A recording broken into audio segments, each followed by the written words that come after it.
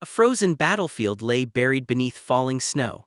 A lone man stood tall amid a mound of corpses, their blood staining the white ground beneath them. After a moment, the blond man turned, noticing a black-haired young man behind him, clearly caught off guard. He calmly wondered why Ash was standing there at all, reminding the boy that he was meant to be away on a subjugation mission. The young man's face was wounded, yet his gaze remained steady and resolute. He answered that he had come for one purpose only, to bring the man before him down. In response to this declaration, the older blond man showed no sign of alarm. He remained composed, almost indifferent, as though the threat meant nothing to him. The younger man then accused him of using people as tools, only to cast them aside once they had outlived their usefulness. Rage burned in his eyes as he addressed the man as his father, revealing the bond between them. The older man responded coldly, stating that such manipulation was the natural role of someone like him, and he dismissed the young man as a foolish son. In that moment, the name of the protagonist was revealed as Aster A. Elmheim, a young man resolved to defy the fate imposed upon him. The crest of House Elmheim belonged to a noble family feared and revered for its overwhelming strength.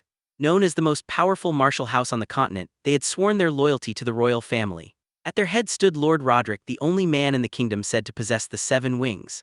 Long ago, Roderick had saved a young boy from freezing to death in a blizzard, acting on nothing more than a passing whim. Bound by that act, the boy devoted himself entirely to Roderick, obeying every command without question. Yet his life within the house was harsh. He was constantly belittled and treated as lesser. In one memory, he recalled standing with a broken wooden sword while other boys mocked him, telling him not to grow arrogant simply because he had been allowed to stay. The wing crest engraved upon his back symbolized magical potential, but cruel irony followed him. He was the only one in the house who could not use magic at all. For this reason, even his own brothers tormented him, sneering and calling him wingless. Still, despite the endless scorn, he refused to surrender. He trained relentlessly, gripping his sword and pushing forward no matter how much it hurt.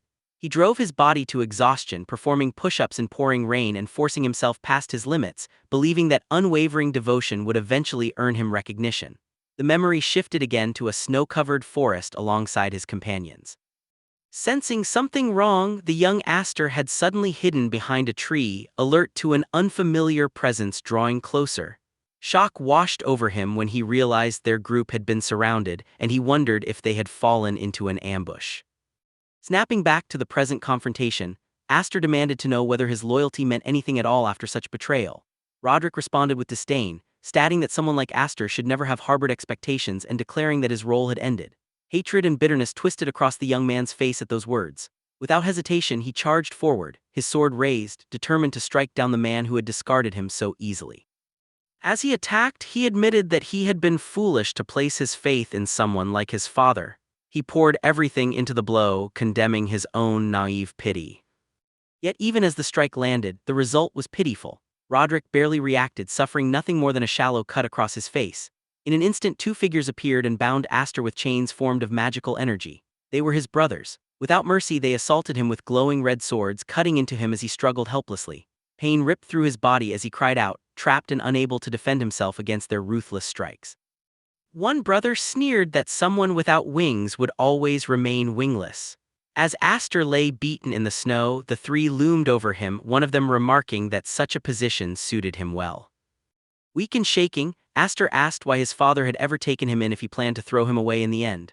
Roderick kneeled before him and coldly told him not to fool himself, stating that he was never useful as a person. Grabbing him by the hair, Roderick forced Aster to look up, his gaze filled with contempt. He explained that the only thing he had ever needed was the power of the 7 wings sleeping within the boy. Stunned, Aster could not comprehend what the 7 wings truly were. Roderick then revealed that the boy's mother had been valuable to him for reasons far darker than affection. She had carried what he needed, a seed meant to further his selfish ambition for greater power. Desperation overtook the young man as he stretched his hand across the snow, trying to stop his father from walking away. His effort was meaningless. Hatred roared within his thoughts as he demanded answers, but none came. All he felt was the icy snow against his stiffening fingers. His eyes grew empty and lost. He wondered if this moment marked the end of his path, questioning the meaning of his life and what purpose all his suffering had ever served. Then suddenly, everything faded into a warm, blinding white. Seeing snow once more, Aster wondered if he had crossed into the afterlife. He found himself held in someone's arms, confused and unable to grasp what was happening. His eyes widened as he realized this was no dream, it was real. He wondered where he was, feeling the cold air against his skin as he lay exposed in the snow. Looking down, he noticed that his body was far too small. He raised a tiny hand, questioning whether it truly belonged to him. Slowly, the truth dawned on him. This was not merely a small body, it was the body of a newborn child. His gaze shifted to the woman holding him, and he realized with horror that she was lifeless. Voices suddenly rang out nearby. He saw a golden gleam in someone's eyes as orders were shouted. Men on horseback scoured the blizzard, desperately searching for the woman. Their leader commanded them to recover the baby she had supposedly taken for Roderick. Hearing that name sent a shock through him. As understanding began to form, he realized that Roderick was searching for a baby, and that he himself was that child. He questioned whether the infant suspended in this moment was truly him.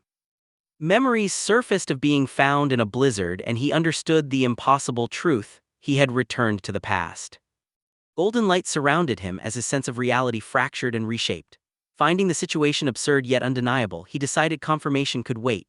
He knew one thing for certain: if he remained there, he would fall back into the Duke's grasp. Gathering what little strength he had, the newborn turned away from the lifeless woman and began to crawl through the snow, driven by a determination far greater than his fragile body suggested. Golden light wrapped around him, and he realized that escape was his only option. His tiny hand began to shine as he dragged himself forward through the biting snow. Almost immediately, his breath grew uneven and he let out a strange sound. Frustrated by lungs that refused to work as they should, every movement sent burning pain through his small limbs. A clear trail formed behind him in the snow. Despite a past filled with humiliation and obedience, the boy swore to himself that he would not die there. A vision of his grim future flashed through his mind, showing his hand reaching toward Roderick in anger and despair. His face tightened with pure hatred as he made a silent vow to take revenge on Roderick. Even trapped in the fragile body of a newborn, he kept crawling across the endless white expanse. Eventually, exhaustion overwhelmed him, and he collapsed unconscious just as his path was blocked by someone's feet. A small white-haired girl noticed the baby lying in the snow and called out to her father in alarm. In response, a gray-haired man stepped forward. He was the Viscount of House Hifrid. He lifted the child into his arms, wondering aloud what a baby could possibly be doing in such a deadly place. Held against the man's chest, the boy finally felt a sense of calm. The Viscount's eyes widened as he realized how unbelievable the situation was, having never imagined finding an infant there. As he studied the child more closely, curiosity grew within him. He then noticed the long trail carved through the snow and was stunned by how far the baby must have crawled alone. Meanwhile, the boy slept peacefully, his face unusually serene. In a dark, dreamlike space, he wondered where he was as the image of another child appeared before him. A red-haired baby seemed to welcome him. Surrounded by drifting golden feathers, the scene shattered and he woke up abruptly in a crib, his thoughts lingering on something from the dream that he felt he must not use. As his vision cleared, he noticed children staring down at him. One of them scolded him, saying that he should not behave so wildly. Confusion overwhelmed him as he realized he was surrounded. A girl lifted him into her arms, but the black-haired boy struggled fiercely, desperate to break free. With a sudden burst of movement, he managed to leap from her grasp, shocking the other children. Without hesitation, he began crawling away, panic etched across his face. One of the girls cried out for him to stop. Startled by his behavior, he ignored her and continued his escape. Unable to understand why he was being pursued, in desperation, he stretched out his hand, and golden energy surged from his body. His eyes blazed with the same radiant gold as a newly awakened magical aura surrounded him. To his shock, his body lifted off the ground. He realized in disbelief that this was real magic. Still floating, he struggled to comprehend what was happening. Then the power suddenly faded and he began to fall uncontrollably from the air. Fear flooded his face as he braced himself for the impact. Just before he hit the ground, the Viscount rushed in and caught him, struck once again by how strange and extraordinary the boy was. The child stared at the man in shock, recognizing him as the one who had saved him before. He recalled that this man was Hifrid, the Viscount ruling over Roderick's domain, land once governed by his father. As he glanced at the mansion, he wondered if this was merely another branch of the Elmheim family. A portrait came to mind showing Hifrid Elmheim, the head of the Viscount's house and a branch of the main family. He remembered that Hifrid and his brother Roderick were known as the Two Wings, famed for protecting the royal family together.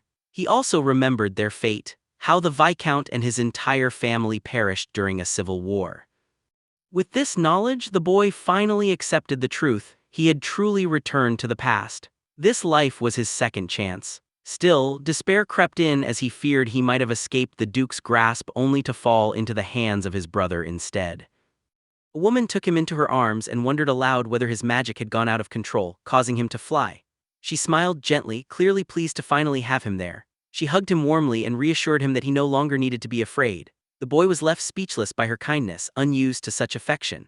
She continued to hold him with care while the Viscount watched the scene quietly, deep in thought.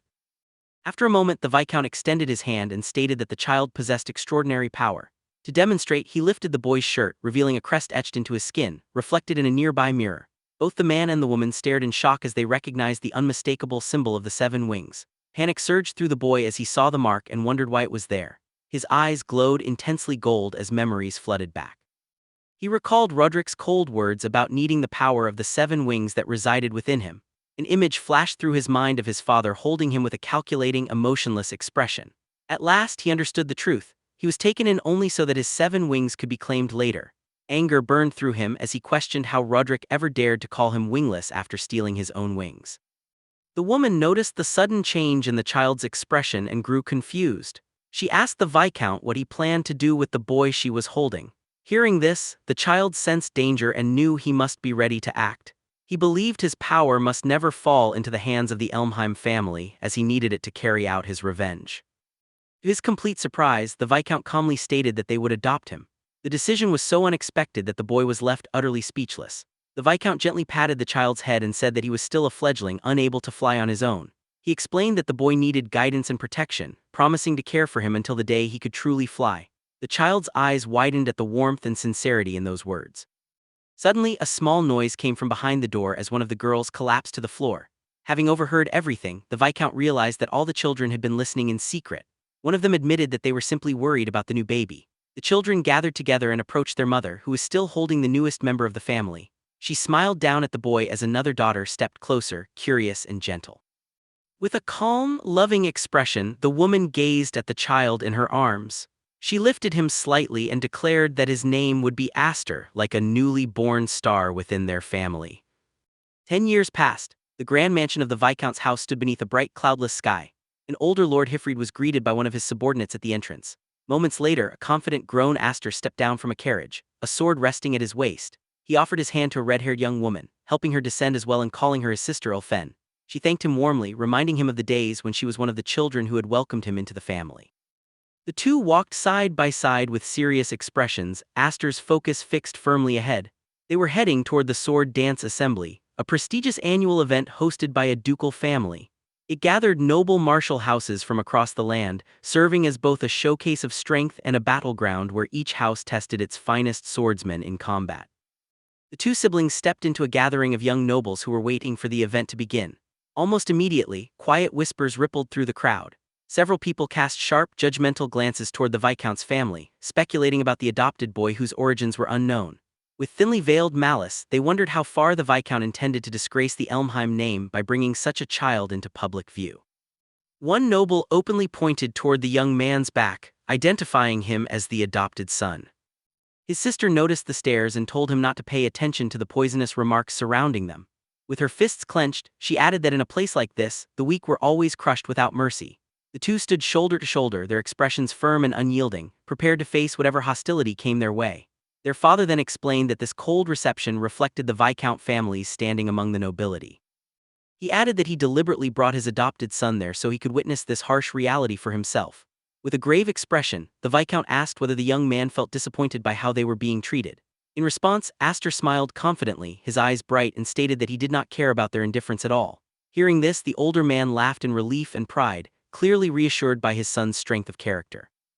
In his previous life, Aster's first social debut had ended in humiliation, marked by a crushing defeat in the arena. This place carried bitter memories for him, but now everything was different. With his 7 wings restored and golden eyes gleaming, he vowed silently that no one would humiliate him again.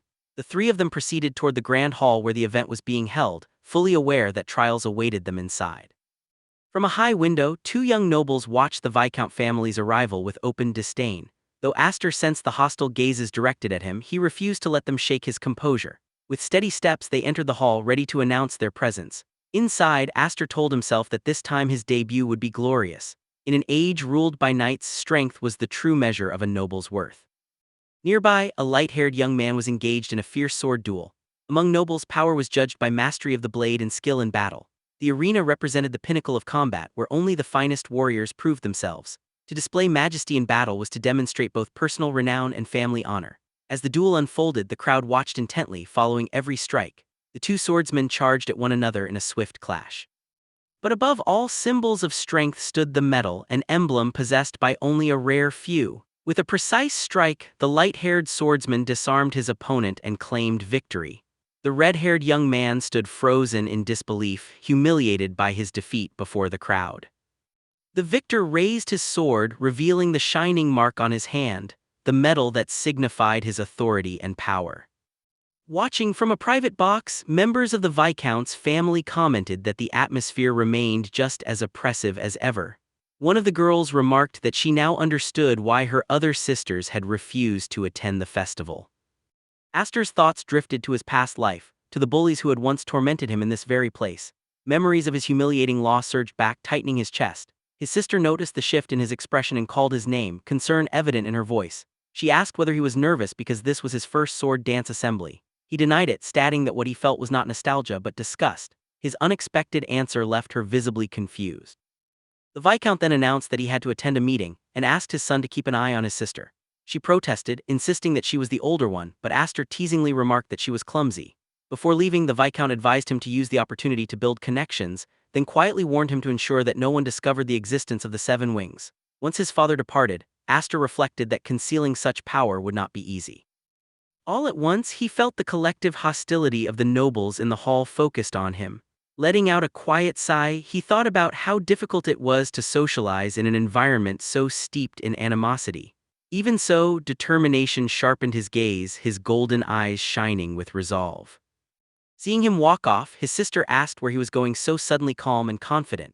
He replied that he intended to make some friends. He approached a group of young nobles lounging on a sofa. One red-haired boy noticed him and rudely demanded to know who he was. Unbothered, Astor introduced himself politely and addressed him as Brother Dallas. He calmly stated his full name, Astor Elmheim, and explained that he was his younger brother.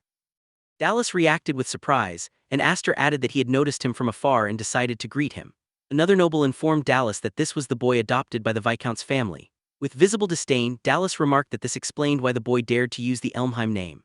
Astor recalled that Dallas and Grian were among those who had betrayed him in his past life. Remembering this, he found it laughable that he had once found them intimidating. Now they appeared as no more than children playing at nobility. From a brightly lit stage, his sister called his name, trying to pull him out of his dark thoughts. She grabbed his arm and urged him to leave, saying he had already exchanged greetings. Suddenly, Dallas called her by name, causing her body to stiffen at his attention. With a mocking smile, he asked whether she was still hiding behind her father. He ordered her to join them, claiming it was a command from the main house. She refused firmly, stating that there was no master and servant relationship between their families. Astor stopped her by gripping her arm and asked her to wait. Dallas, wearing a cruel grin, asked whether Astor believed he knew something they did not. He proceeded to insult her father, claiming he was a knight who had failed to protect the king. He added that the man had accepted the blame and had his arms severed by his own brother. He finished by saying that he was grateful not to carry a loser's blood. Enraged, the red-haired young woman demanded that he retract his words immediately. Dallas sneered and claimed that her father must be ashamed to have a daughter like her. He warned her that this was not a ballroom and that she should control herself. Mocking her further, he suggested she wear rags next time so she would not mind being soaked. At that moment, Astor stepped forward and calmly said that he had been worried before coming to the event. He admitted that he had feared he might feel nothing upon seeing their faces again. With a cold expression, he reached out and took a bottle from one of the nearby nobles. He glanced at his sister and said that facing them again had actually brought him relief. Then, with deliberate provocation, he tossed the bottle into the air to draw Dallas's attention. The red-haired noble reacted just in time, slicing the bottle in midair with his sword and remarking that it was good to see them again. The liquid drenched him completely, leaving him stunned by Astor's audacity. Sword still in hand, Dallas faced his adopted brother as others shouted in alarm. Astor calmly touched a drop of the liquid with his finger, tasting it, and realized that it was nothing more than grape juice. Wearing a cruel smile, the young man remarked that the drink suited a spoiled noble like him perfectly. The scene then shifted 3 years into the past, where a tense voice had urged Astor to hold on in the middle of a fight. One of his sisters had cried out in fear, asking whether he was trying to hurt everyone around him. Golden energy had surged violently, spiraling out of control and terrifying the young girls nearby. The power of the Seven Wings had erupted with frightening force far beyond anything he had imagined. Watching the scene unfold, the Viscount had looked deeply troubled, wondering whether such overwhelming strength could truly be restrained.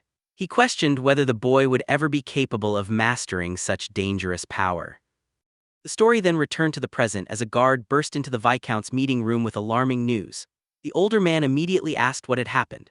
Interrupting an ongoing conference, the guard explained that the children of the main family and the Elmheim branch had begun a duel. Hearing this, the leaders of both families grew tense, their expressions hardening. Without hesitation, the Viscount rose and rushed out to see the situation for himself. Nearby, a noble from the main family smiled with interest, commenting that it was rare to witness brothers of the Elmheim house fighting one another. The Duke and the Viscount observed the unfolding scene while other nobles watched with mixed concern and curiosity. The Duke smiled darkly, thinking that the festival might soon descend into chaos. Meanwhile, Dallas scoffed and angrily called Aster a fool for daring to provoke the Duke's house. Dallas then revealed his four-winged crest, making it clear that he believed himself to be on an entirely different level. With contempt in his eyes, he demanded that Aster reveal his own crest. When Aster did not comply, Dallas mocked him, asking whether he was too ashamed to show it. With a calm but mocking smile, Aster replied that flaunting a mere pattern was embarrassing. This provocation enraged Dallas, who fumed at the audacity of being challenged so casually. Aster then declared that if he won, Dallas would apologize to his sister. Dallas accepted the challenge immediately, stating that if he won, Aster would belong to him like a dog for the rest of his life. Without delay, Dallas charged forward, sword raised, and the duel erupted in the middle of the hall. Steel clashed loudly as their blades collided, but Aster blocked the first attack with ease. Standing firm, the black-haired young man gripped his sword steadily, his focus unwavering. Dallas then channeled the power of his four-winged crest, reinforcing his weapon with magic. A red aura engulfed his blade as he unleashed a devastating strike. From a distance, Aster's sister cried out his name in fear, anxious about what might happen next. The Duke watched closely, smiling as he reflected that while his son's swordsmanship was lacking, the magical strength of his crest more than compensated. He mused that the power of one wing was like the faint flame of a candle. In contrast, the power of four wings resembled an explosive force capable of widespread destruction. Grinning cruelly, Dallas taunted Aster, asking where all his confidence had gone and whether he still intended to force an apology. Growing impatient, Dallas demanded that Aster stop defending and finally reveal his power. He then raised his sword with both hands, preparing a decisive blow meant to end the fight. One of the watching nobles smiled smugly, convinced the outcome had already been decided. At that moment, a golden aura enveloped Aster's sword. With perfect timing, he blocked Dallas's attack and the opposing energies collided violently. Dallas was stunned, unable to believe that his empowered strike was stopped so effortlessly. Smiling confidently, Aster remarked that Dallas talked far too much. He followed up instantly with a precise kick that sent his opponent flying across the hall. Standing tall, Aster radiated golden light, his presence overwhelming. He reflected that he had endured 10 years of restraint in the Viscount's house solely to prepare for revenge. His eyes burned with determination as he advanced again, launching a relentless series of swift, powerful strikes. Dallas failed to keep up and collapsed to his knees, completely overwhelmed. Another brother watched in disbelief, unable to accept that Dallas was being driven back so easily. Suddenly, green and yellow energy burst forth, blasting Dallas backward with crushing force. In desperation, Dallas shouted that he was a four-wing and could not be defeated by someone like Aster. Aster met him with an icy stare, utterly indifferent to that claim, and unleashed yet another devastating attack. The surrounding nobles gasped, wondering if the boy truly intended to win so decisively.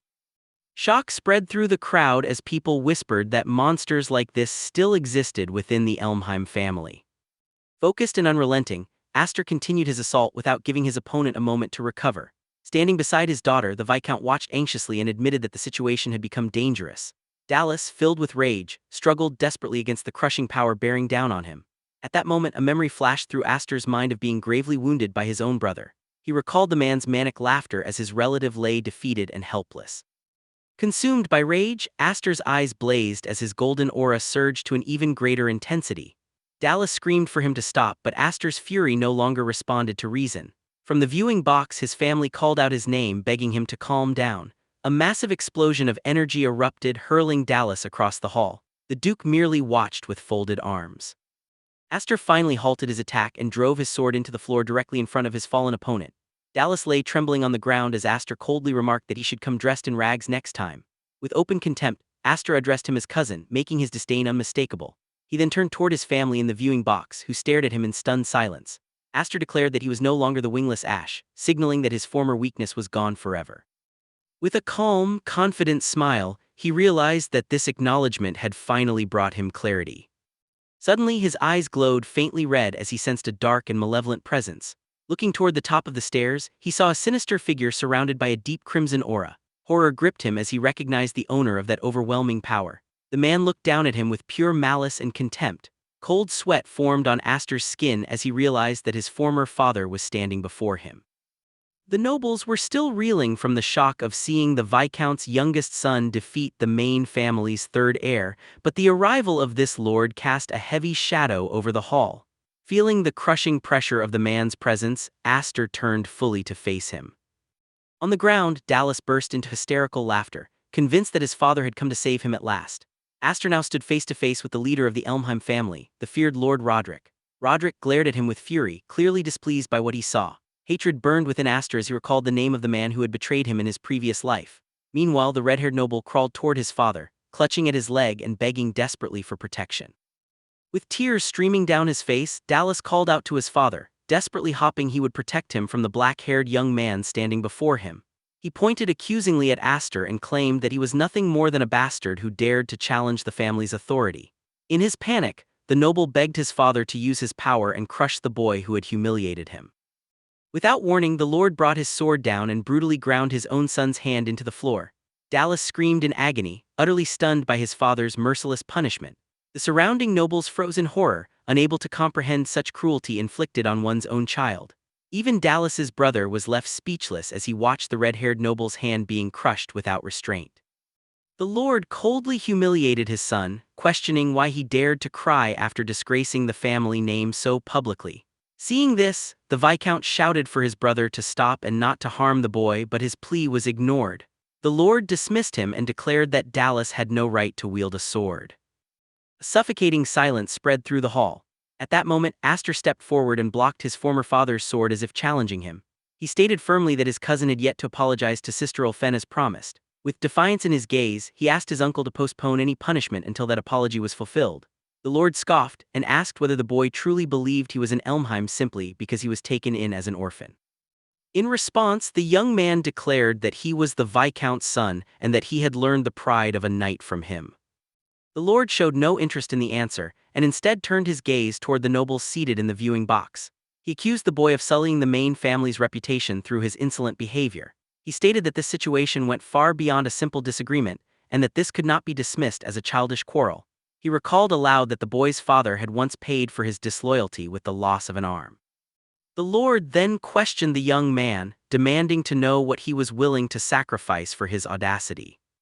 Calm and unafraid, the boy prepared his answer without hesitation.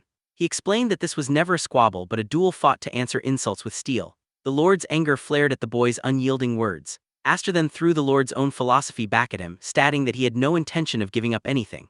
Watching this, Ulfen grew deeply worried as her brother continued to stand his ground against their uncle.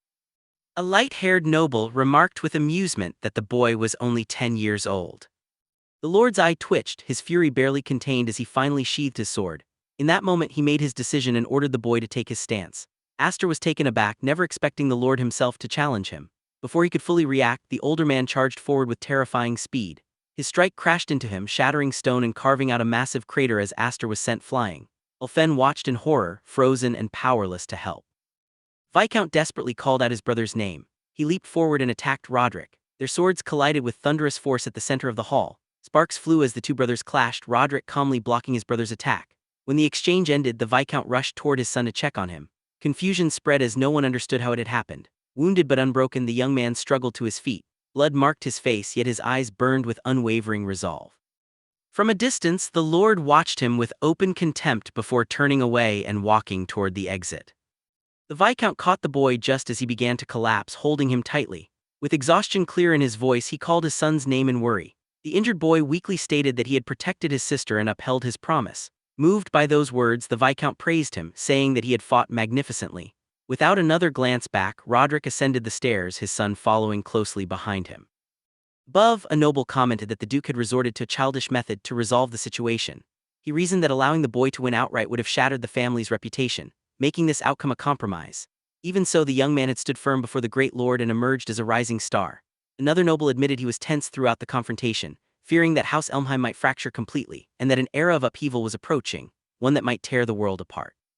Below, the Viscount supported the wounded boy while Ulfen rushed to his side in distress. Sometime later, under a clear and sunny sky, several men trained in the courtyard outside the mansion. Knights watched with astonishment as Aster sparred using a wooden sword, defeating his opponent with ease. One knight expressed disbelief at the boy's skill, calling him impressive. Still focused, the black-haired youth continued training as the man addressed him respectfully as young Master Aster. Another knight remarked that his talent was frightening for someone so young. He added that this was the same boy who had crushed Lord Roderick's third son during the festival. His companion smiled and said it was refreshing to see the main family humbled after oppressing others for so long. As he trained, Aster reflected that he had demonstrated his strength clearly at the sword dance assembly. He believed that this would silence those who mocked the Viscount's house as a disgrace. Still, he knew his true enemy remained the family itself and his former father. That was why he had pushed his limits in the duel against Dallas. As he swung his sword, memories of his clash with the Lord surfaced again. With focused resolve, he admitted to himself that he could not yet defeat Roderick. He understood that the wing crest only measured latent magical potential, and that he could not fully wield all 7 wings yet. Power without control, he knew, was nothing more than wasted potential. He surged forward once more, charging his opponent with speed and precision. His eyes glowed gold as he concentrated completely. With a sharp strike, he snapped the knight's wooden sword in two and shouted confidently, asking who would challenge him next. All the other knights lay defeated on the ground. From a distance, a familiar voice asked whether he was causing trouble again. Ulfen stepped into view, remarking that he truly had no limits, but added that their father was calling for him. He agreed and walked toward her, stepping past the fallen knights. As he did, he noticed her clothing and paused, clearly surprised. She turned and asked what had caught his attention. He commented that it was rare to see her dressed that way and asked whether she had once disliked such clothes. She replied that balance was important and that he had inspired her not to remain unchanged. Confused by her words, he struggled to grasp her meaning. Smiling, she took his training sword and said that when she returned, he would be spending plenty of time with her. He smiled back, pleased by his sister's resolve, and jokingly asked her to be gentle during their next training session. Later, the boy knocked on the door of his adoptive father's office, excusing himself as he entered. Inside, he found the Viscount seated behind his desk, his expression grave. Aster asked what he was needed for, and the Viscount simply told him to sit so they could talk. Taking a seat on the sofa, the protagonist waited calmly, prepared to hear whatever his father had to say. The older man began by calmly stating that 10 years had already passed since they welcomed the boy into their family. He added that he originally intended to wait until Aster was a little older before bringing this up. As he spoke, the Viscount placed a ring on the table. The boy stared at it in shock and asked what it represented. The Viscount explained that the ring was the symbol of the next head of the Viscount's house. With a firm and serious expression, he said that he wanted Aster to succeed him one day. The young man's eyes shined at the weight of those words. The Viscount continued by explaining that their house was currently in a very fragile position, something Aster already understood well. He added that although they were only a branch of the Elmheim family, they still ruled over their own territory and must protect it. Leaving the position of successor undecided for too long would invite instability. The boy then asked whether his sisters agreed with such a sudden decision. The Viscount replied that he planned to announce everything at the Knight Academy where his sisters were currently staying. Aster immediately thought of his other sisters, Malfa and Kudo, and wondered whether they would hear the news as well. In his thoughts, he smiled faintly and admitted that they likely would not be pleased, especially Kudo. His adoptive father explained that Kudo disliked him simply because he was born a boy bearing the 7 wings. Hearing this, Aster suddenly stood up and refused the offer to become the next head of the family. He explained that he still could not properly control his magic and had nearly hurt his own sister due to his immaturity. The black-haired young man insisted that nothing could persuade an angry sister and declared that he was not ready for such responsibility. The Viscount watched his son quietly, his expression calm and contemplative. He then commented that Aster had always made him question whether he was ever just an ordinary child. With a gentle smile, the Viscount said that he originally planned to give the ring as a reward for the sword dance assembly. He opened a box on the table and added that it seemed the boy would prefer what lay inside instead. Aster's eyes widened as he stared at the contents, wondering what he was seeing. The Viscount revealed that the item was the magic sword Gram, a treasured heirloom of their family. He explained that it was a devouring magic blade, the only weapon capable of controlling the power of the 7 wings. He then took Aster to forest, saying that the location would suit what he intended to do. The boy asked why they did not use the training hall instead. The older man answered that this was merely a precaution, recalling that his adopted son had a habit of breaking things during training. He explained that Gram was a legendary sword passed down only to the eldest son of the family. As the Viscount held the weapon, it began to glow intensely, radiating immense power. Aster was left stunned, unable to understand what he was witnessing. He noticed that the weapon had no physical blade and wondered whether it could truly be called a sword. In response, his adoptive father poured magical power into the hilt, causing a blade of red energy to form. The Viscount explained that Graham was a blade of potential, shaped and completed by the power of its wielder. With that explanation, he unleashed a single strike. A massive wave of red energy surged forward, obliterating everything in its path. The attack created a violent vortex of air and dust, clearly displaying the terrifying might of the sword. He warned that if the wielder's power was insufficient, the blade would drain them dry, adding that the weapon's history was filled with tragedy. With a serious expression, he then offered the sword to Aster and asked whether he wished to try wielding it. Without hesitation, the young man gripped the hilt with both hands. A golden aura surrounded him as he channeled his mana into the weapon, attempting to form his own blade. The golden energy erupted violently and he struggled to contain it. He quickly realized that his mana was being pulled into the sword on its own without his control. A massive beam of light suddenly shot into the sky. In the courtyard, knights noticed the flash. One of them wondered aloud whether a comet had fallen, while another argued that it looked more like something had been launched upward. His sister also noticed the phenomenon, and one of the men asked what could have caused it.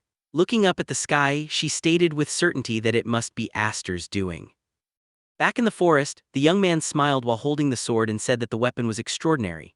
The Viscount corrected him immediately, saying that the sword itself was not what was impressive. He pointed toward the sky and stated that Aster's power was what truly stood out. The Viscount explained that no one in their entire lineage had ever borne the seven-wing crest. He believed that once Aster fully mastered his power, he would surpass even Lord Roderick. In his thoughts, the Viscount realized that his adopted son might one day become stronger than both himself and his brother. However, he warned that great power always invites great conflict. He explained that if the world discovered the boy had 7 wings, it would become a serious problem. Some would envy him, others would resent him, and many would seek to exploit or eliminate him as a threat. He told Aster that this was why he must never regret being weak now and urged him to grow stronger while he still had the chance. Extending his hand, the Viscount asked him to train without hesitation. Aster took his hand and vowed that he would never return to a life of misery.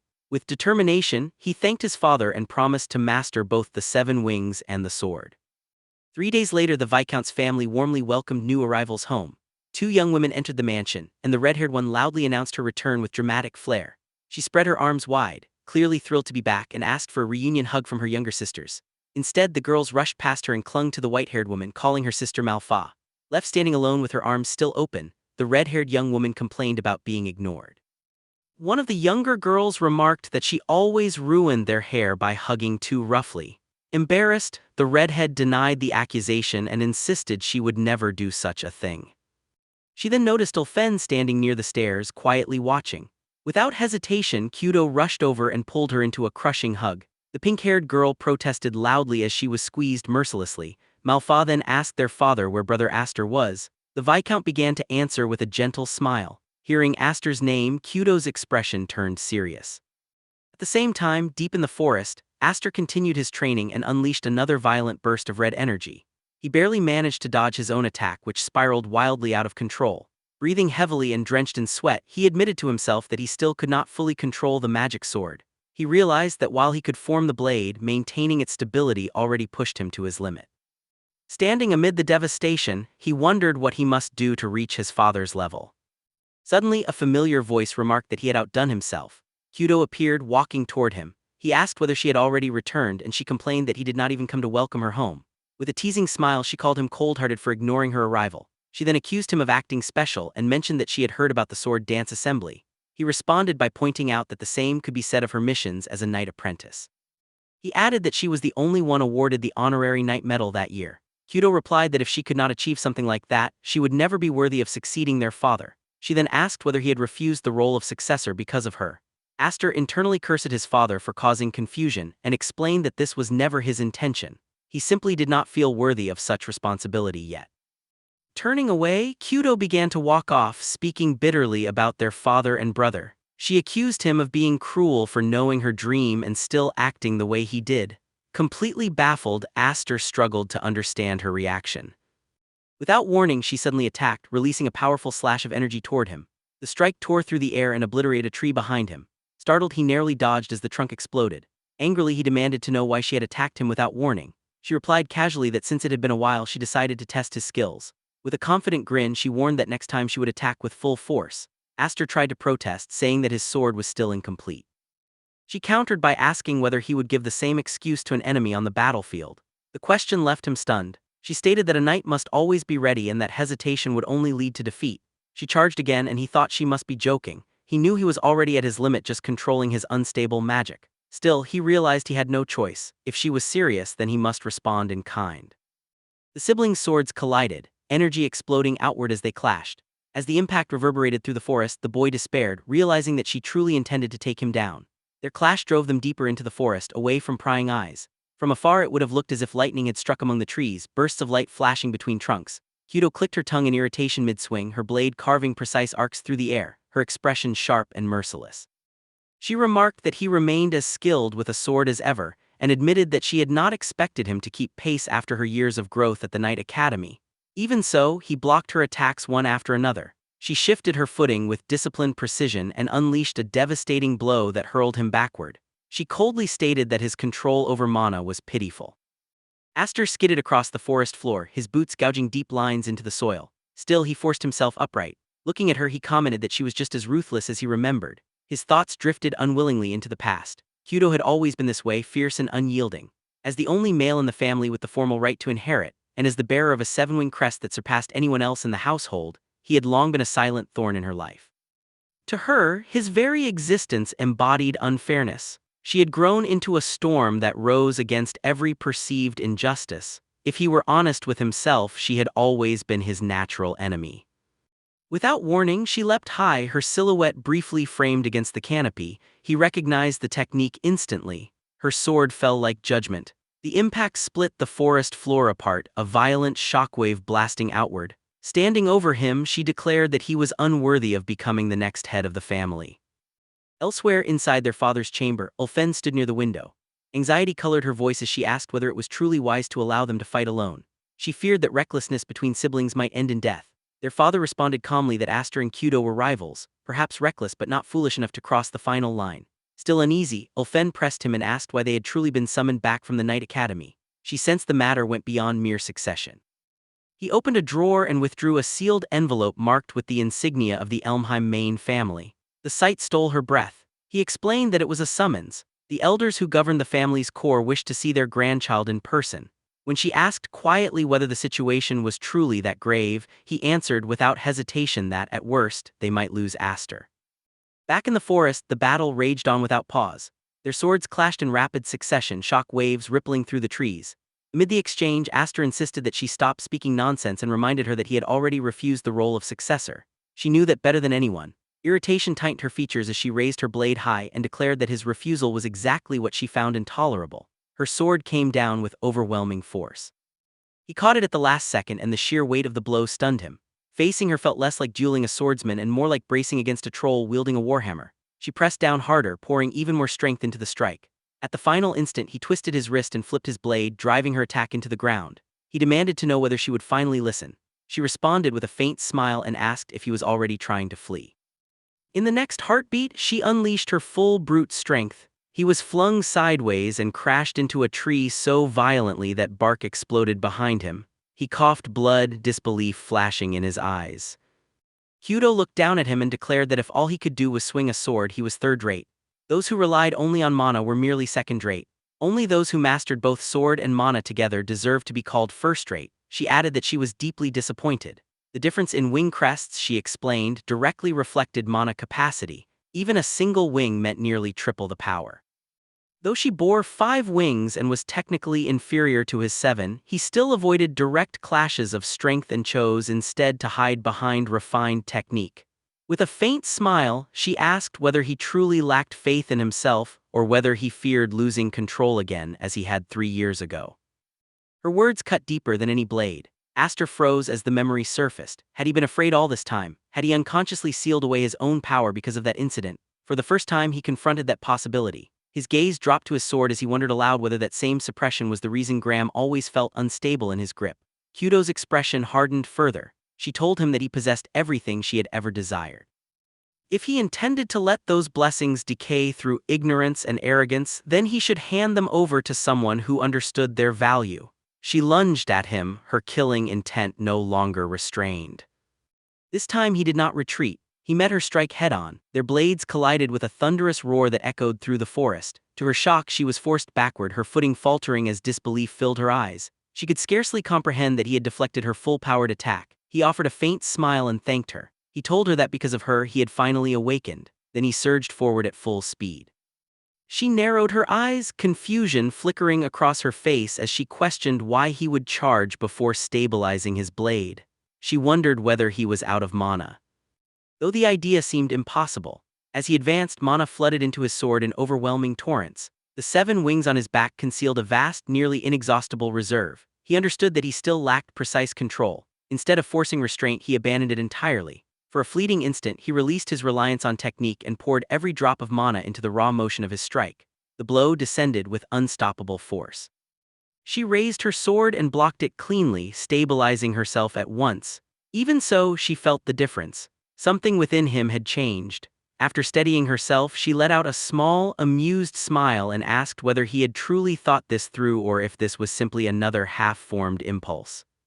He met her gaze without hesitation. There was no uncertainty left in him. He told her plainly that he had no intention of wasting this second life. This time he would seize everything that had once slipped from his grasp: the power of the 7 wings, the sword Graham, and his rightful place within the family. These were the things he had struggled desperately for before and failed to claim. At the mention of a second life, she stiffened almost imperceptibly. Shock flickered across her face. In that brief opening, he moved. Mana surged violently into his blade as he closed the distance in an instant. He leaped high into the air, gathering every ounce of strength he possessed. His sword was poised to fall with absolute finality. Then he vanished. Kyudo's eyes flew open in shock when Aster vanished from her sight midair. For a split second, she thought he had disappeared entirely, but he had not. Instead of rising higher, he had dropped low, compressing his mana inward and forcing it into a tighter, denser flow. The pressure around him thickened as he funneled everything he had into his blade. He announced without hesitation that he would no longer hold back. Kyudo felt the change instantly. The atmosphere itself seemed to grow heavier. She understood at once that the duel was reaching its conclusion. Aster brought his sword down with devastating force. The air shrieked as it split beneath the descending arc of condensed mana. Sometime later, Kyudo slowly opened her eyes. Instead of shattered trees and scorched earth, she saw the familiar ceiling of her own bedroom. For a few seconds, she could not understand how she had ended up there. Sunlight streamed through half-drawn curtains. By the window stood her older sister, Manhwa, quiet and composed. Manhwa turned slightly and remarked that Kyudo had taken quite a while to wake. Kyudo pushed herself upright immediately, her voice sharp as she demanded to know what had happened to the duel and what the result had been. Manhwa's smile was gentle. She explained that Aster had carried Kyudo back himself. He had told the household that Kyudo had fallen asleep in the middle of the fight. According to him, the exhaustion from her journey back from the Night Academy had finally caught up with her, and she had simply lost consciousness. Kyudo lowered her gaze to the sword resting nearby. That was not what had happened. She remembered the final moment with perfect clarity. Aster's blade had stopped just inches from her body. She had felt the crushing density of his mana enough to cleave her in two, yet at the last instant he had dispersed the mana coating the blade. Only the residual shockwave had struck her. It had been strong enough to knock her unconscious, but it had not been meant to kill. In that moment she had understood something simple and undeniable. No matter what he claimed, Aster would never kill his own sister, and yet for the briefest heartbeat she had believed he might. A faint smile touched her lips. He was younger than her, and yet he had grown into something infuriatingly formidable. What an unbearable little brother he had become. She rose abruptly and seized her sword, asking Manhwa where Aster was. Her eyes sharpened as she declared that she would not accept a duel that ended like that. The next time they would start from the beginning, both at full strength. Manhwa's expression shifted. She informed Kyudo that Aster had already left the castle. Kyudo froze. Manhwa explained that the main house had summoned him and that earlier that day he had departed alongside their father. Seeing Kyudo's confusion, she asked whether she truly had not been told about the summons. Anger flared in Kyudo's voice as she demanded to know why no one had informed her. Far beyond the castle grounds, a horse-drawn carriage rolled steadily along a forest road. Inside, Aster sat across from his father in heavy silence. His father explained that the person Aster was about to meet was one of the old lords who quietly supported the Elmheim family. Though retired from public leadership, the former heads of the main and branch families, along with the powerful elders beneath them, still wielded immense authority. They no longer stood in the spotlight, but they governed from the shadows. He added that those elders had never once shown the slightest interest in Aster. For them to summon him now after his adoption was far from trivial. Aster listened calmly and replied that it was most likely related to the sword dance assembly. He mentioned that he had heard the elders of Elmheim valued the family's honor above all else, above wealth and even above life. He stated that anyone who stained that honor would be cast aside without mercy, as though thrown into a beast's cage as feed. His father stared at him in disbelief and demanded to know where he had heard such an absurd tale. Slightly flustered, Aster answered that he had heard it somewhere long ago. Then, more steadily, he said he was prepared for whatever awaited him, whether punishment or exile. After a short silence, his father asked whether it truly did not bother him to leave without saying farewell to Kyudo. Aster smiled faintly and replied that it was fine. Their departures had been scheduled close together anyway. He added that it was probably better if he was not around. Since Kyudo disliked him, she would likely feel more at ease in his absence. He continued by saying that thanks to her, he had finally begun to understand how to wield the sword Graham properly. He could now draw upon the power of the 7 wings more freely than before. With steady eyes, he told his father that no matter what happened next, he should not come to rescue him. He declared that he was ready to survive on his own. His father opened his mouth, clearly intending to scold him for speaking so recklessly. Before he could, a voice rang out from outside the carriage asking why Aster was acting so dramatic when he was the youngest among them. Aster's eyes widened in shock. Clinging to the side of the moving carriage was Kyudo herself, her expression sharp and stubborn, alive with challenge. Without hesitation, she hauled herself inside as though the journey ahead had always included her. Once fully inside, she immediately turned on Aster, her eyes blazing. She demanded to know why he had slipped away without saying a single word to his older sister. Her tone carried anger and disbelief in equal measure. She added that she had heard about the summons from the elders of the main house. She pointed out that such a summons had never once been extended to her or to Manhwa, which made it sound less like an honor and more like a threat.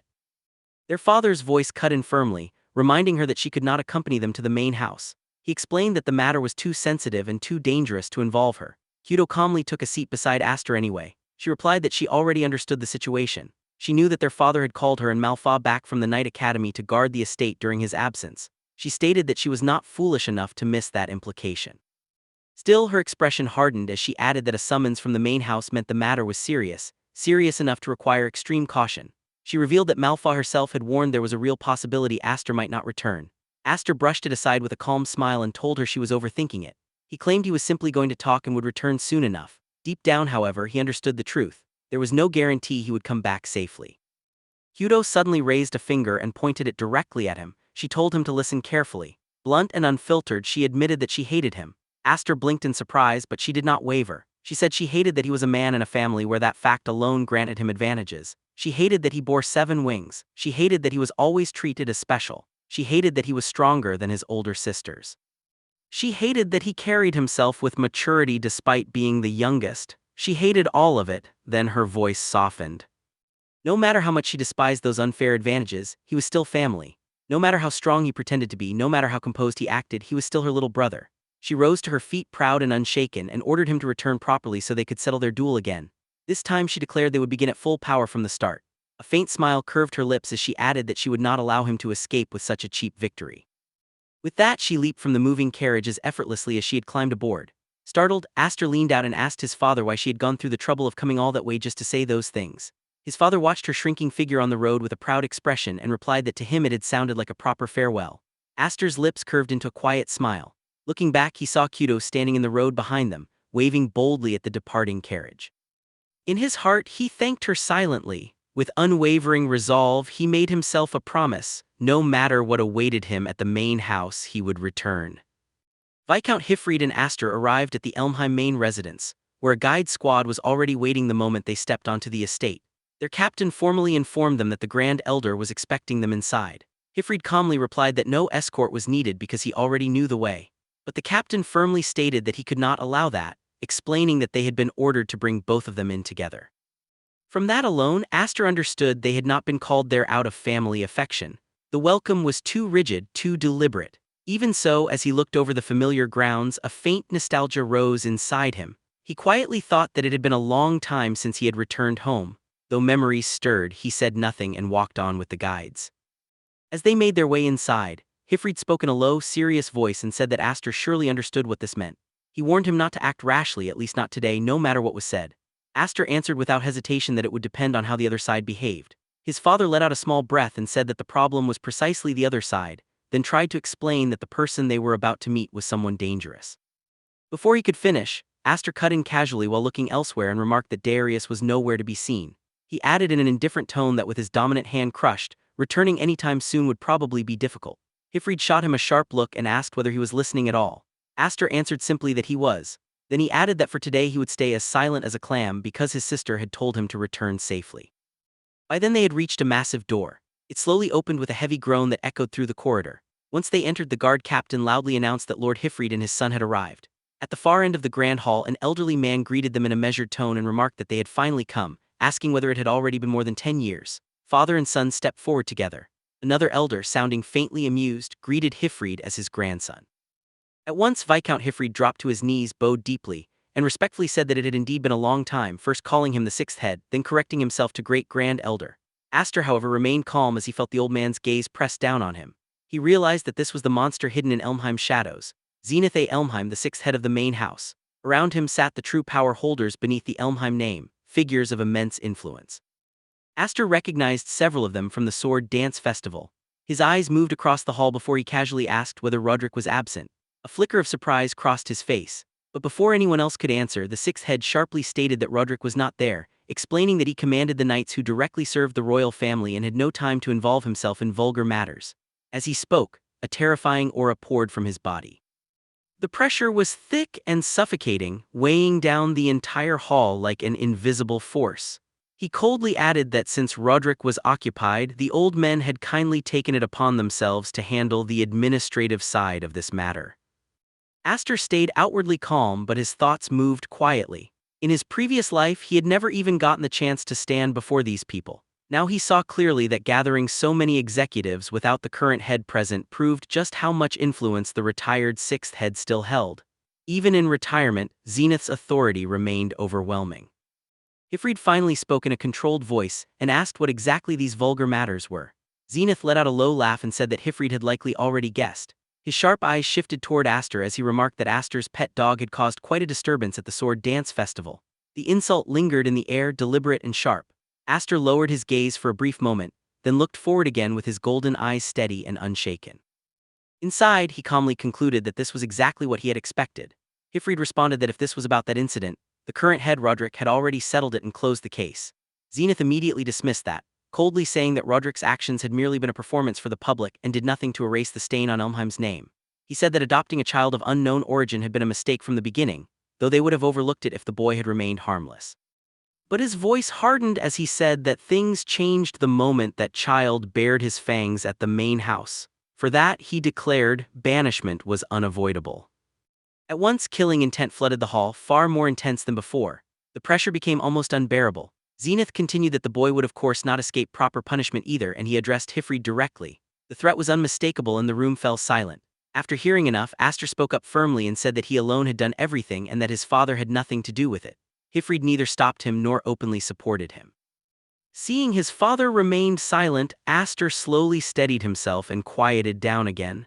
Zenith watched the exchange with unreadable eyes and said that, as expected, the boy had no discipline. He criticized him for daring to interrupt while adults were speaking.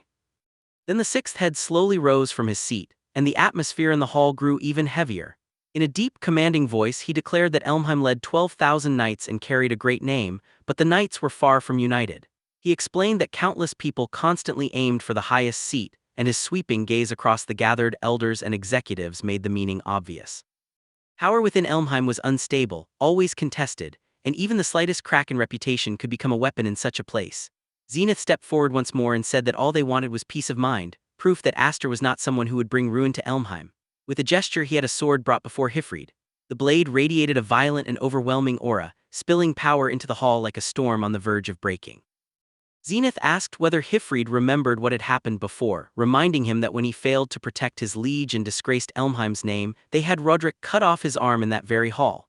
Then, releasing an even heavier wave of killing intent, he gave his merciless order. He told Hifrid to cut off the brat's head and said that if he did, the matter would be considered settled. Hifrid refused without the slightest hesitation. He firmly declared that if he were ever forced to kill his own child, he would rather take his own life. There was no fear in his voice, only absolute resolve. Aster could only murmur the word father, but nothing else came. He found himself unable to continue. Zenith remained standing, his crushing pressure still filling the hall. His expression did not change. Calmly yet with terrifying certainty, he said that in that case, Hifrid should die. Then he added that his wife should die, his daughter should die, that brat should die, and everyone connected to them should die. The hall sank into deathly silence. Then Zenith delivered his final sentence. From that day on, the Viscount house was dissolved. The moment the declaration fell, numerous knights surged forward. The knights moved at once. Steel flashed through the hall as drawn swords closed in around Viscount Hifrid, their killing intent fully bared. Seeing his father surrounded, Aster stepped forward and raised his voice, asking why the Grand Elder was so afraid. Zenith narrowed his eyes and demanded to know what he meant. Aster met him without flinching. With a sharp, fearless tone, he said that if they were truly frightened of being bitten by a pet dog, then it was a pitiful sight to watch so many grown men huddled together in fear. The entire hall fell still at his audacity. Banishment, execution, punishment, none of it seemed to matter to him. He continued that they could do as they pleased to him, but if they intended to touch his family, then things would be different. As he spoke, he pulled off his shirt without hesitation.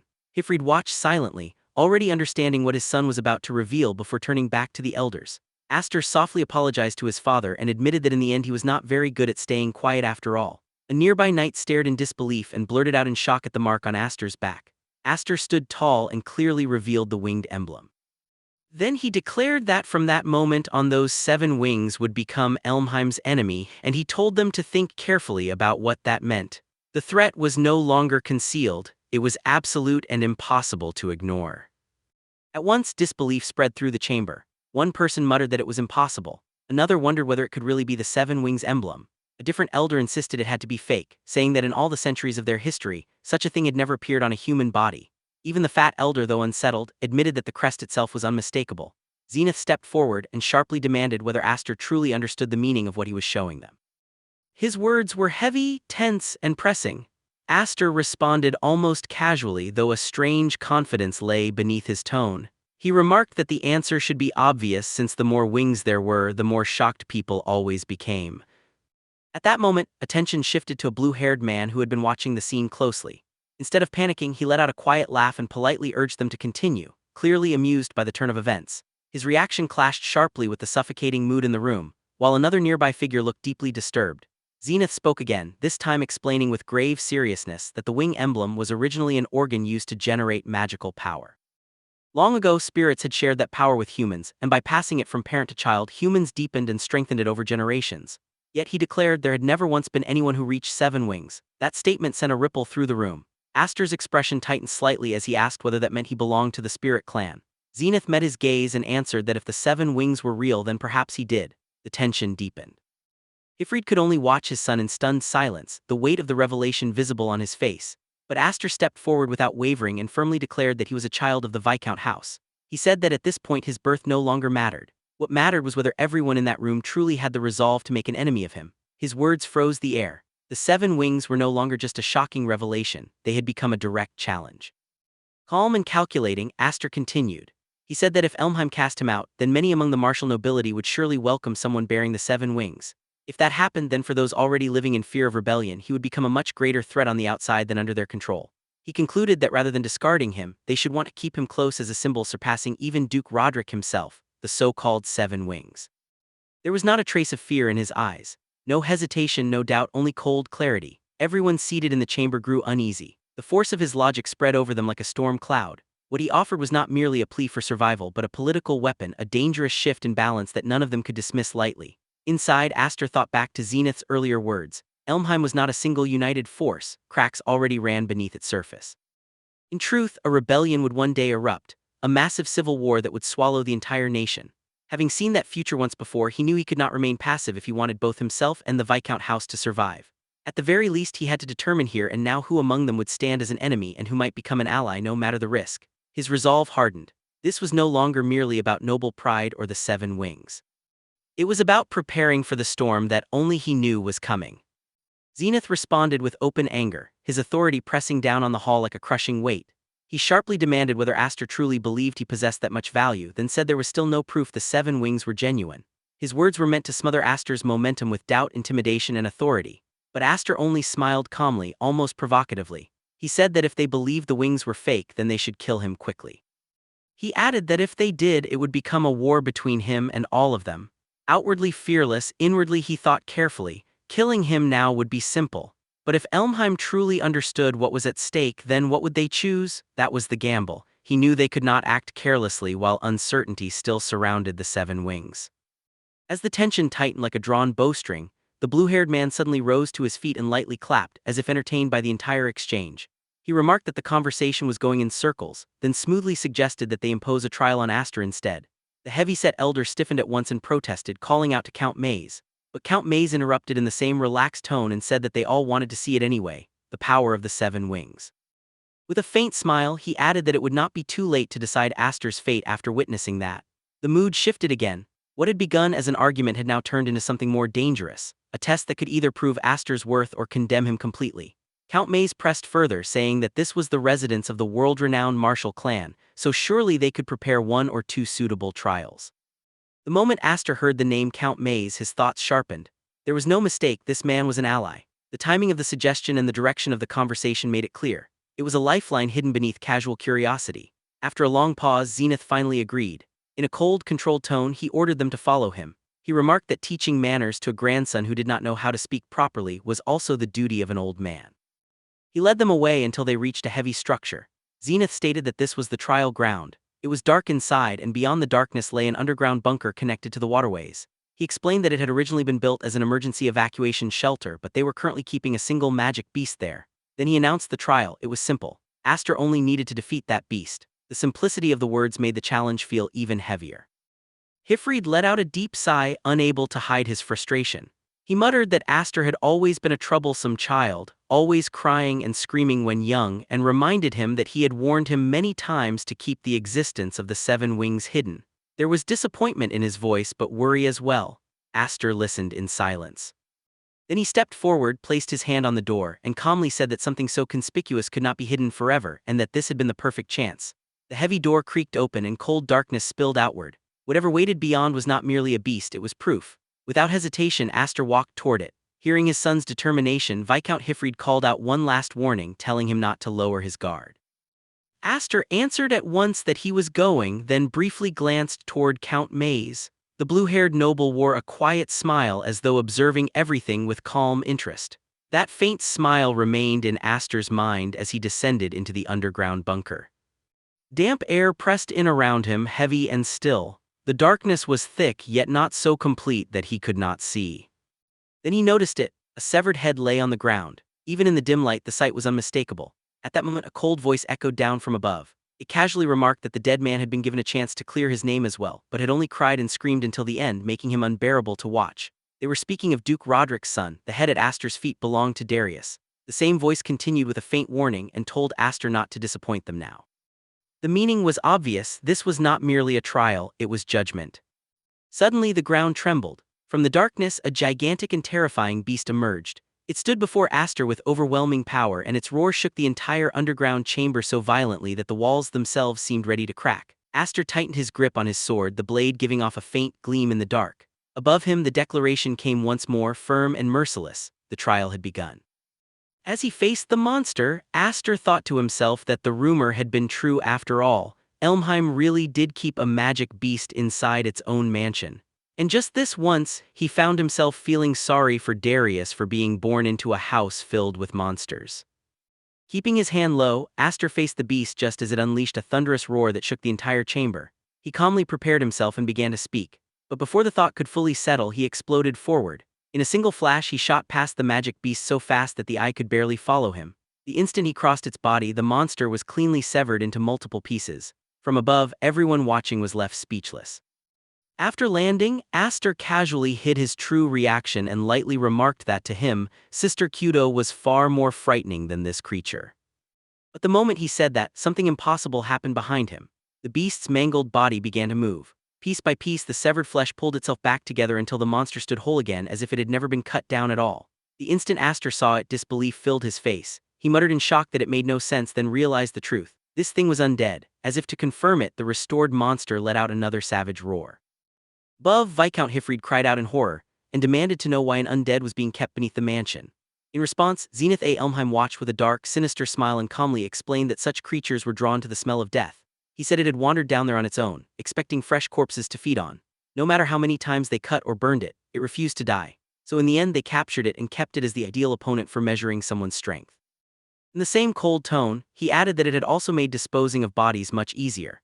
The fat elder nearby was visibly shaken. He protested that even skilled knights struggled to capture an undead, then questioned whether Zenith truly intended to have the seven-winged boy die for nothing. Zenith's smile only turned colder as he answered without hesitation that if the boy died, it would simply prove he was nothing but an empty braggart. He added that a winged crest without power was not even worthy of being called decoration. As everyone above continued to watch in silence, Zenith went on with chilling indifference. He said there was no reason to worry because even if Aster died, they would still find ways to make use of him and that in truth such an outcome might be even more convenient. Those words crushed the air. No one replied. Only the blue-haired boy kept watching in silence, thinking to himself that after all that bold talk, Aster had better not die so easily. The focus returned to the battle below. Aster and the beast clashed fiercely, releasing waves of violent energy that spread through the underground chamber. While continuing to strike the monster again and again, Aster analyzed the fight in his head. No matter how many times he cut it, there was no real effect, and its regeneration was far beyond that of an ordinary undead. He reminded himself that undead were already dead to begin with. To kill one completely, it had to be burned in sunlight or purified by a holy weapon. If neither option was possible, then the basic rule was simple: do not fight it. But he immediately discarded that thought. Retreat was impossible here. His eyes hardened. He thought that if he relied only on ordinary textbook tactics, then there would be no point in calling himself Seven Wings. Even before a nearly immortal enemy, he refused to yield. He had to prove his worth. With that resolve burning inside him, Aster swung his weapon and unleashed a crushing strike straight ahead. He declared to himself that he would overpower the undead with sheer force. In the next instant, an enormous explosion erupted from the clash. A massive blast rocked the entire bunker, hurling dust and shock waves in every direction. The elders above were stunned by the sheer amount of power released. One stammered in disbelief at the monstrous magic power. Others stared down in astonishment and said that this must be the power of the seven wings. Another quickly demanded to know what had happened below and whether the beast had finally been defeated. Through all of it, Zenith remained almost entirely unmoved. As the dust slowly cleared, the figure still standing at the center of the battlefield was revealed. It was Aster, completely unharmed and still on his feet. Zenith quietly muttered in disappointment that it was a waste. But before anyone could fully process the result, the magic beast lunged again without warning. Its attack came so suddenly that even Aster failed to notice the moment it moved. In the blink of an eye, he found himself directly beneath the towering monster as it roared down at him, its horrifying face hanging right above him. From above, Hifrid shouted Aster's name in panic. At that moment, the blue-haired boy suddenly spoke and told Lord Hifrid not to ruin everything by jumping in to save him. Furious, Hifrid turned and demanded whether he expected them to simply stand there and watch the boy die. The blue-haired boy calmly told him to settle down, then kept his eyes fixed on the battlefield and said that he should look more closely because Aster still seemed to have one final card left. Everyone's attention immediately turned back below. There stood Aster in terrible condition after the blow. Yet despite his injuries, he remained upright. More than that, he was smiling. Looking at the outcome so far, Aster quietly said that it was good and that it seemed to be working properly. He noted that it was slimmer than before. Then he slowly raised his sword and leveled it at the monster. From that stance alone, it became obvious that something decisive was coming. In the very next moment, an overwhelming surge of power burst from his blade and shot upward like a blazing pillar. The force was so intense that it instantly swallowed the monster before him. With a single strike, the terrifying undead was utterly obliterated. As the destructive power roared forward, Aster shouted with fierce resolve that it would continue until the creature finally died. Watching that attack, Viscount Hifrid was left stunned. As he stared at the technique unfolding below, he began to think that it was the move he had once shown Aster. Memories surfaced in his mind. But the longer he watched, the more he realized it was not the same. In disbelief, he corrected himself and thought that it was something else entirely. The energy from Aster's strike continued to rage violently across the battlefield. Its pressure was so overwhelming that even the elders above felt it clearly. The entire underground chamber began to tremble under the strain. One elder shouted that the place was about to collapse. Another urgently called for the elder lords to move, and panic quickly spread as the destruction threatened to bring the whole structure down. Yet in the middle of that chaos, Zenith A. Elmheim remained perfectly calm, quietly observing everything. He finally spoke in a cold, composed voice and said that this then was the power of the seven wings. The yellow-haired man nearby looked completely shaken. His eyes widened as he tried to understand what he had just seen. In a trembling voice, he demanded to know what in the world had happened, then immediately asked what had become of the magic beast. Zenith, who had watched the entire exchange without missing a single detail, calmly gave his analysis. He said that Aster had dragged the undead into a whirlpool of magical power and torn it to pieces. Even his measured words carried a trace of astonishment. After saying that, Zenith fell briefly into thought as he evaluated what he had just witnessed. In his mind, he concluded that it had not even been a refined technique, only raw force driven by the overwhelming quality and volume of magical power one would expect from someone with 7 wings. He then turned to Viscount Hifrid and calmly asked whether that outcome had been part of his plan. Hifrid shook his head slightly and answered honestly that it had not. He admitted that even he was surprised by how much his son had grown, and both pride and genuine astonishment could be heard in his voice. At that moment, the blue-haired man stepped forward and respectfully asked Zenith whether the test had now been accepted. Zenith looked around at the others present, found no sign of opposition, and calmly declared that no one seemed to have any objections. Hearing that decision, the blue-haired man immediately called upward and loudly told Aster that he had passed, adding that it would be best for him to come up soon. Aster's voice soon answered from below, though with slight awkwardness. He explained that the chain he had used to descend had been destroyed during the battle and asked whether they could lower a rope instead. The scene then shifted to a quiet room. Zenith sat there calmly, wearing the composed expression of someone who had already reached a decision. Looking toward Aster, he said in a steady voice that the opportunity before him would not come twice, and if he let it pass now, there would be no second chance. Aster answered at once, calm but firm. He said that he had no interest in disputing the succession of the main family. He added that if someone like him lingered around the mansion, his cousins would never rest easy and that his place was with the Hifrids. His answer sounded simple and humble, as though he had already accepted where he belonged. But the moment Zenith heard him, the old man began to laugh softly. It was not mockery but amusement, as though he could see through the calm surface of Aster's words. With a slight smile, he remarked that Aster was pretending to sound humble. Then asked whether he truly thought he could hide the ambition burning in his eyes. Zenith's gaze sharpened as he pressed further. He asked whether Aster intended to point his sword at Elmheim one day and whether his true goal was Roderick's head. The question came so directly that Aster looked momentarily caught off guard. Seeing that reaction, Zenith laughed again and waved away the tension. He lightly told him not to be so guarded, then said that there was no need to peer too deeply into his thoughts for now. At last, Aster voiced the question he had been holding back. Looking straight at Zenith, he asked why, if rebels were truly the enemy, the old man would even tolerate him. Zenith's expression turned serious. The faint amusement disappeared, replaced by a calm, heavy tone. He reminded Aster that Elmheim was not a unified bloc either. He explained that Roderick's character was too strong and that if Aster's existence could serve as a restraint on him, then that was acceptable as well. Then his eyes sharpened again and the room grew tense. He quietly warned that if Aster ever bared his fangs at him, then Aster already knew what would happen. The warning was soft, but its meaning was unmistakable. Aster stayed silent for a moment. Outwardly, he remained calm. Inside, however, he cursed Zenith as an old monster of Elmheim. Just then the door opened and Viscount Hifrid stepped inside. Looking toward Aster, he asked whether the conversation was over and what had been said. Aster calmly replied that Zenith had offered to bring him into the main family but that he had refused. The answer stunned Hifrid. His eyes widened and he exclaimed in disbelief, clearly never expecting such a refusal. At the same time, another voice spoke from nearby and remarked that it was a waste since joining the main family officially would have brought far greater profit. The speaker was the blue-haired man. Aster looked toward him carefully and recognized him as Count Maze. He then asked why Count Maze had made a proposal earlier that seemed to help him. Maze looked slightly puzzled, then casually answered that it was nothing so grand. He said he had merely felt a bit irritated by a brat who seemed too arrogant.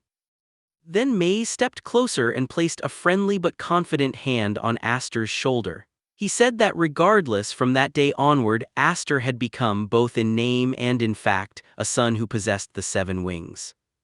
With that, he gestured around the room and told Aster to look carefully. As Aster did, he noticed the expressions around him. Most said nothing, but their intentions were plainly visible. Some stared at him with fascination and greed, others watched with calculation. Many of them were silently thinking that this was what the 7 wings truly meant. A few were openly tempted and inwardly desired that power for themselves. Others were more cautious, and darkly concluded that it should be removed before it became a threat.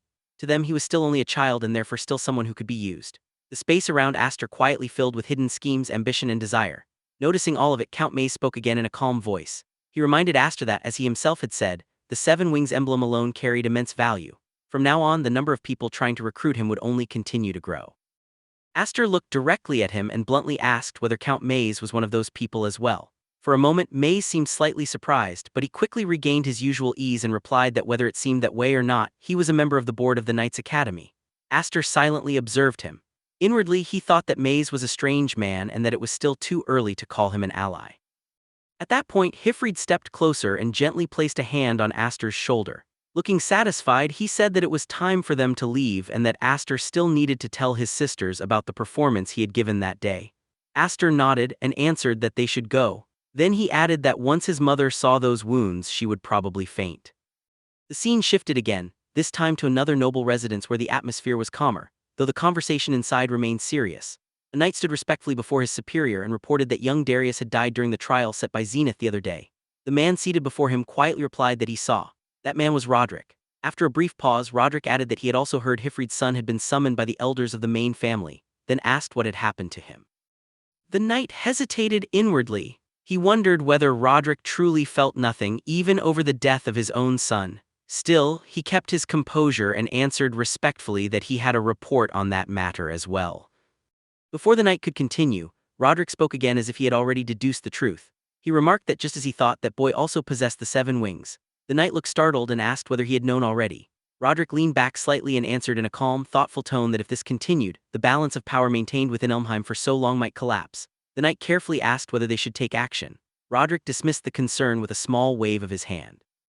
He said they should leave it alone, adding that if Elmheim could be shaken by an obstacle of that level, then the clan would have gone extinct long ago. Then a faint smile appeared on his face as he added that though he was in no rush, those wings would one day be his. His eyes darkened as he continued. Until then he would allow the boy to enjoy himself freely. He said he wanted to see how long the infant who had escaped that day could endure, and that the whole matter would entertain him for a while. As he spoke of the child of the 7 wings, Aster, the anger and hostility on his face were unmistakable. 4 years later, a loud voice echoed across a wide open area crowded with people. Applicants for the Dorsal Knights Academy entrance exam were being directed to register and move quickly to the next checkpoint. Young candidates packed the area, all gathered to take the academy's entrance examination. Among them, a muscular soldier noticed someone in the distance and nudged the man beside him, asking whether that could be the famous one.